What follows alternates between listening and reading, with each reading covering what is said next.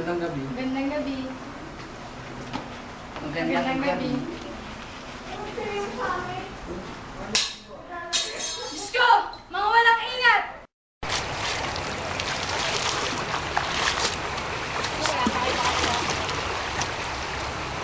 Kung ako'y makakakita ng isang pugad ng gansay, ibig ko siyang tingnan at sundan kahit saan mo siya magtungo.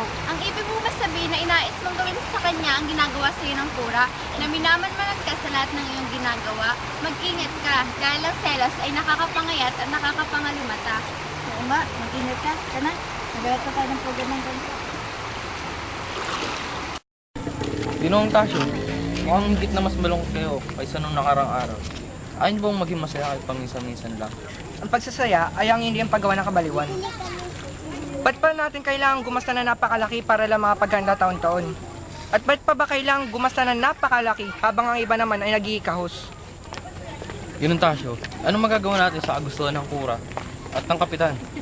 Magbitiw ka sa iyong tungkulin. Magbitiw. Eh di magbitiw. Kung tutusin, hindi naman to isang arangalan. Isa tong pasanin. Ano naman na magsasalita? Natatakot ba kayo? Na madumi ng dugong ng paring ito ang aking mga kamay. Alam niyo mabuti ang aking ama. At tinulungan kayo. Ngunit ngayon, hahamakin lang ng isang paring ito. Huwag! Ito. Huwag ang aking ninong Ibarra! Tumigil ka! Huwag! Ina, ina. Tia Isabel, pakisabi po ako yung may karamdaman. Siguradong patutugtugin lang nila ako ng piano at paaawitin pa.